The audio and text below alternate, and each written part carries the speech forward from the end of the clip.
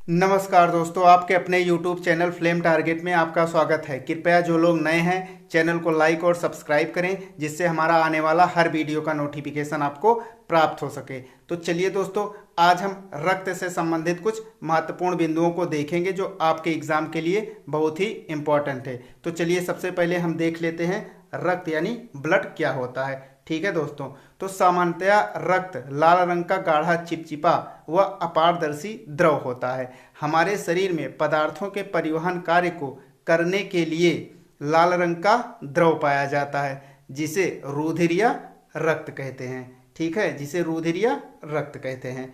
आगे देखिए क्या कह रहा है। आगे कह रहा है कि रक्त एक तरल संयोजी ऊतक है जो मानव शरीर में एक अंग को दूसरे अंग से जोड़ने का कार्य करता है। ठीक है, क्या करता है? एक अंग से दूसरे अंग को जोड़ने का कार्य करता है। आगे देखते हैं क्या कह रहा है। आगे है कि रक्त एक क्षारीय विलयन है जिसकी पीएच का मान 7.4 होता है।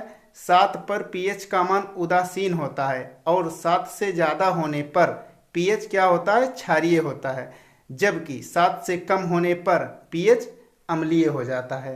ठीक है, पीएच क्या होता है? फिर अम्लीय हो जाता है 7 से कम होने पर। आगे कह रहा है कि रक्त का अध्ययन हिमेटोलॉजी कहलाता है। क्या कहलाता है दोस्तों? हिमेटोलॉजी कहलाता है। और रक्त में लौह यानी कि Fe धातु पाई जाती है। रक्त में क्या पाई जाती है? लौह धातु पाई जाती है। नेक्स्ट कह रहा है कि एक वयस्क मनुष्य में औसतन 5 से 6 लीटर रक्त होता है। कितना? 5 से 6 लीटर रक्त होता है। नेक्स्ट कह रहा है कि महिलाओं में पुरुषों की तुलना में आधा लीटर रक्त कम होता है। ठीक है, आधा लीटर रक्त कम होता है।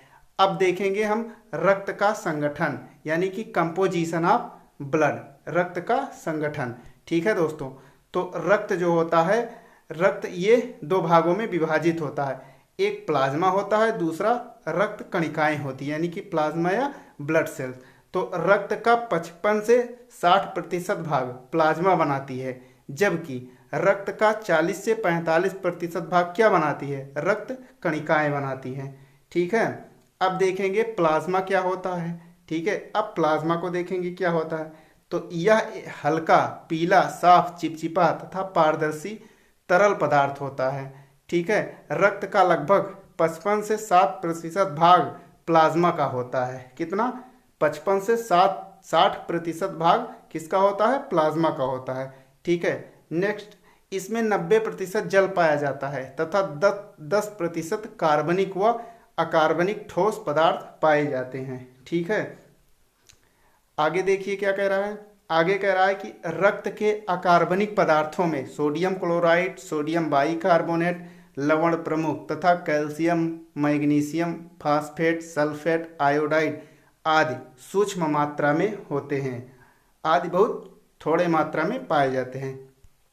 नेक्स्ट, रक्त में प्रोटीन, ग्लूकोज, वसा, अम्ल, हार्मोन्स आदि कार्बनिक पदार्थ पाए जाते हैं। ठीक है, आगे देखिए क्या कह रहा है। आगे नेक्स्ट है कि ग्लोबुलिन, एल्बुमिन तथा फाइब्रिनोजन प्लाज्मा में उपस्थित मुख्य प्रोटीन हैं। फाइब्रिनोजन की आवश्यकता रक्त का थक्का बनाने या अस्कंदन में होती है। किसमें? जो फाइब्रिनोजन होता है वो रक्त का थक्का बनाने या अस्कंदन में होता है। ग्लोबुलिन प्रोटीन का उपयोग शरीर के प्रतिरक्षा तंत्र तथा एल्बुमिन प्रोटीन का उपयोग परासरणी संतुलन के लिए होता है। ठीक है दोस्तों, परासरणी संतुलन के लिए होता है। आगे देखिए क्या है। आगे है नेक्स्ट कि जब प्लाज्मा में से फाइब्रिनोजन नामक प्रोटीन निकाल दी जाती है तो शेष प्लाज्मा क्या कहलाता है? सीरम कहलाता है। ठीक है दोस्तों, शेष प्लाज्मा जो बचता है वो सीरम कहलाता है तथा प्लाज्मा रक्त को तरल बनाने रखने का कार्य करती है। ठीक है, नेक्स्ट अब देखेंगे रुधिर कणिकाओं के भाग क्या क्या हैं। रक्त कणिकाओं के भाग क्या हैं। ठीक है, तो सबसे पहले रक्त कणिकाओं के भाग के देखेंगे। तो इसमें जो है, जो पहला कह रहा है आरबीसी होता है। नेक्स्ट श्वेत रुधिर कणिकाएं होती है और थर्ड जो होता है इसका प्लेटलेट होता है। ठीक है, पहला आरबीसी, फिर डब्ल्यूबीसी, फिर प्लेटलेट। अब आइए इसके बारे में देखेंगे क्या क्या है। तो सबसे पहले हम देखेंगे आरबीसी यानी कि लाल रक्त कणिकाएं। तो लाल रक्त कणिकाओं को इरिथ्रोसाइट्स भी कहा जाता है रुधिर कणिकाओं में लगभग 99.9% लाल रुधिर कणिकाएं भी होती हैं। ठीक है, आगे नेक्स्ट है कि आरबीसी का निर्माण अस्थिमज्जा बोन मैरो में होता है तथा इसका जीवन काल 120 दिन का होता है।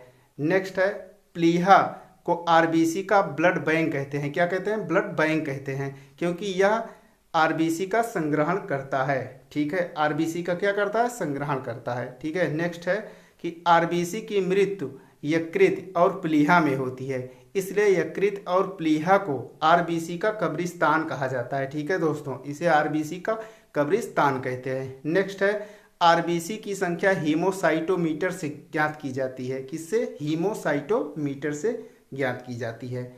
नेक्स्ट है, अब देखेंगे कि लाल रक्त कणिकाओं के कार्य क्या क्या हैं।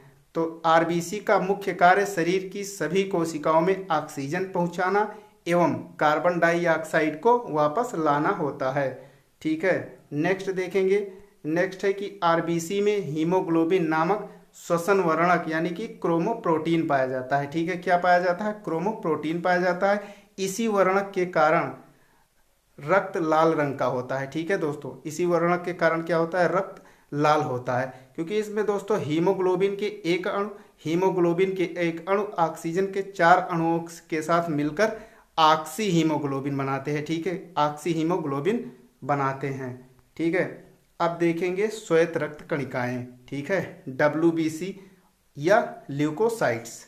तो डब्ल्यूबीसी का निर्माण bone marrow, lymph node, liver और प्लीहा यानी कि स्प्लीन में होता है। ठीक है, स्प्लीन में होता है।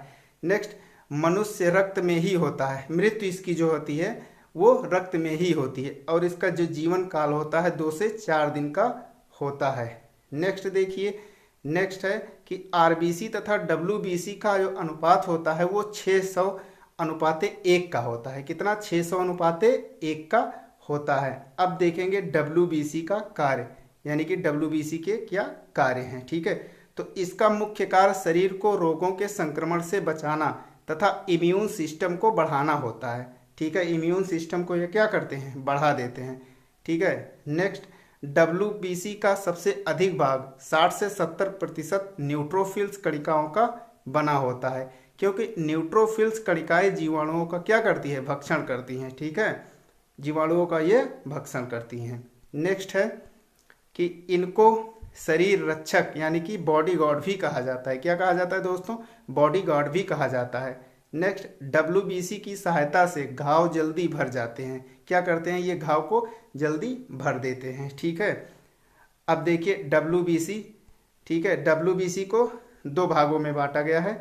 एक है एग्रान्यूलोसाइट, एक है ग्रेन्यूलोसाइट्स। ठीक है, तो इसको जो है ये है जो इसका एग्रेनोसाइट है। ठीक है, एग्रेनुलोसाइट है ये। इसमें मोनोसाइट 3 से 8% होता है और जो लिम्फोसाइट्स इसका है 22 से 35% होता है, जबकि ग्रेन्यूलोसाइट्स में जो होता है ये इसमें जो न्यूट्रोफिल्स होते हैं 55 से 70% होता है और इस्नोफिल्स होता है 2 से 7% और बैसोफिल्स जो होता है वो 1/4 से 1% होता है। ठीक है, अब जो इसका ल्यूकोसाइट्स है, ल्यूकोसाइट्स को 2 भागों में बांटा गया है। एक है टी लिम्फोसाइट्स, एक है बी लिम्फोसाइट। ठीक है दोस्तों, एक टी लिम्फोसाइट्स, एक बी लिम्फोसाइट।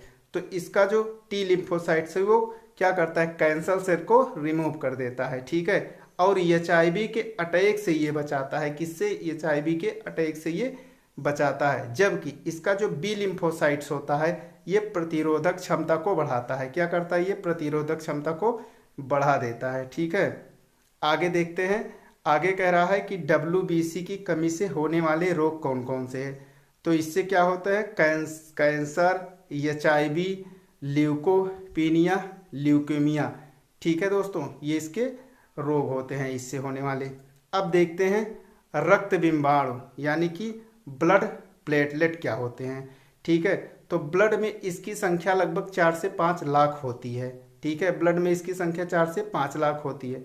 नेक्स्ट है कि इसमें केंद्रक नहीं होता तथा इसका निर्माण किसमें होता है? बोन मैरो यानी कि अस्थि मज्जा में होता है। ठीक है दोस्तों, नेक्स्ट आगे देखते हैं क्या है। नेक्स्ट है कि इसका जीवन काल 3 से 5 दिन का होता है तथा मृत्यु इसकी जो होती है प्लीहा यानी कि स्प्लीन में होती है। ठीक है दोस्तों, अब देखते हैं क्या है इसके मुख्य कार्य। इसके मुख्य कार्य क्या है, तो इसका मुख्य कार्य रक्त का थक्का बनाने में मदद करता है। क्या करता है, रक्त का थक्का बनाने में मदद करता है। ठीक है, नेक्स्ट कह रहा है कि रक्त के ताप का नियंत्रण, रक्त के ताप का नियंत्रण तथा शरीर के रोगों से रक्षा करना होता है। ठीक है, नेक्स्ट देखिए क्या है।